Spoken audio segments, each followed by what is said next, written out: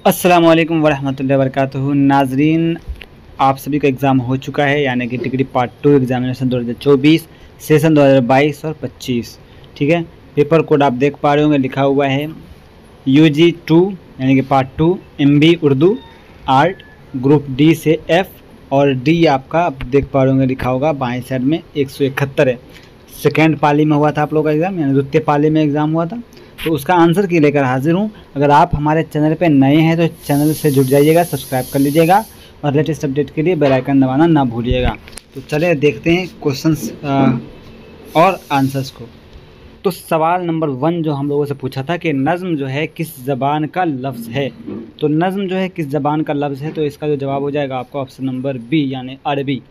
अगला सवाल है मिर्ज़ा गालिब कहाँ पैदा हुए, तो जवाब होगा आगरा। अगला सवाल है मोमिन खान मोमिन का इंतकाल कहाँ हुआ, तो जवाब होगा दिल्ली।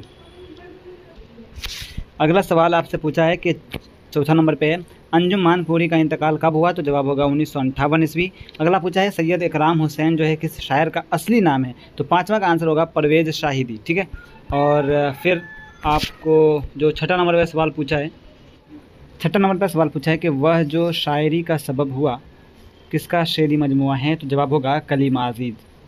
कलीम आजीज़ जो हैं ये इनका लिखा हुआ है, ये किताब है, ये एक शेरी मजमुआ है, वो जो शायरी का सबब हुआ। अगला है 7वां नंबर पे कि आवारा की सिनफ़ी हैसियत क्या है, तो ये एक नज़्म है। अगला सवाल है दिल नादां तुझे हुआ क्या है, आखिर इस दर्द की दवा क्या है, किसका शेर है, तो 8वां का जो आंसर हो जाएगा option number A Mirza Ghalib. 9वां नंबर पे सवाल पूछा था कि तमन्नाओं में उलझाया गया हूँ, खिलौने दे के बहलाया गया हूँ, किसका शेर है, तो जवाब होगा शाद अज़ीमाबादी। अगला सवाल है तसलीसे हयात, तसलीसे हयात किसका शेरी मजमुआ है, तो इसका जो जवाब होगा आपको परवेज़ शाहिदी, डी इस करेक्ट हो जाएगा। अगला सवाल है 11 नंबर पे कि वह जो शायरी का सबब हुआ वह मामला भी अजब हुआ, ये किस शायर का मिसरा है, तो जवाब होगा कलीम आजीज़। अगला सवाल है मीर कल्लू की गवाही सिनफी एतबार से क्या है, तो ये एक इंशाइया है। अगला सवाल है आपके निसाब में मंटू का कौन सा अफसाना शामिल है, तो जवाब होगा जी आया साहब। अगला सवाल है दर्जा झेल में से सहाफ़ी और सियासतदान कौन थे, तो इसमें जो जवाब हो जाएगा मौलाना अबुल कलाम आज़ाद। अगला सवाल है गुबार खातिर सिन्फ के एतबार से क्या है, तो जवाब होगा खतूत। अगला सवाल है 16वां नंबर पे कि खतूत निगारी में मुरासला को मुकालमा किसने बनाया, तो जवाब हो जाएगा मिर्ज़ा गालिब। अगला सवाल है उर्दू हिंदी किसके खतूत का मजमुआ है, तो जवाब होगा मिर्ज़ा गालिब। अगला सवाल है उर्दू में अफसाना निगारी का बाज़ाब्ता आगाज़ किसने किया, तो जवाब होगा प्रेमचंद ने। अगला सवाल है जमील मजहरी का असल नाम क्या है, तो जवाब होगा सैयद काजिम अली। अगला सवाल है जमील मजहरी कहाँ पैदा हुए, जवाब होगा पटना। अगला सवाल है शाद अज़ीमाबादी कब पैदा हुए, तो जवाब हो जाएगा 1846 ईस्वी।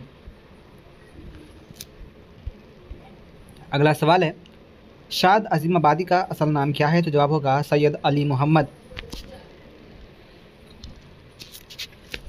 अगला सवाल पूछा है 23वां नंबर पे कि मौलाना आज़ाद के वालिद मोहतरम यानी वालिद मोहतरम का नाम क्या था, मौलाना आज़ाद के वालिद मोहतरम का नाम ऑप्शन नंबर ए इस करेक्ट हो जाएगा खैरुद्दीन। अगला सवाल है आपके निसाब में कौन सी नज़्म शामिल नहीं है, तो इसमें जो जवाब होगा आदमी नामा, साज मुस्तकबिल, शायर की तमन्ना, आवारा, ये सब ये पार्ट 2 के निसाब में मौजूद है। ठीक है, आदमी नामा नहीं है। ठीक है, अगला सवाल है आपके निसाब में किसकी गज़ल शामिल है, तो किसकी गज़ल शामिल है, तो शाद अज़ीमाबादी की। ठीक है,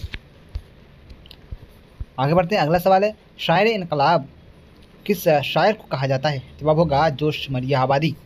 अगला सवाल है फैज़ अहमद फैज़ की कौन सी नज़्म दाखिल निसाब है, तो फैज़ अहमद फैज़ की कौन सी नज़्म है, तो वो है आपको जवाब हो जाएगा मेरे हमदम मेरे दोस्त।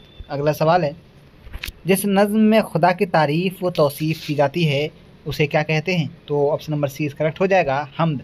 अगला सवाल है किस गज़ल गो की गज़लों में मामला बंदी के अशार मिलते हैं, तो मामला बंदी के अशार मोमिन खां मोमिन के गज़लों में मिलते हैं। अगला सवाल है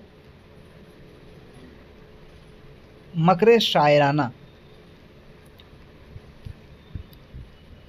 किस शायर की गज़लों की खसूसियत है? तो जवाब होगा मोमिन खां मोमिन। अगला सवाल है, किस शायर का इंतकाल दिल्ली में हुआ? तो जवाब होगा मोमिन खां मोमिन। अगला सवाल है, मिर्ज़ा गालिब के वालिद का नाम क्या था? तो जवाब होगा अब्दुल्ला बेग। अगला सवाल है, मिर्ज़ा गालिब की पैदाइश कब हुई? जवाब होगा 1797 ईस्वी।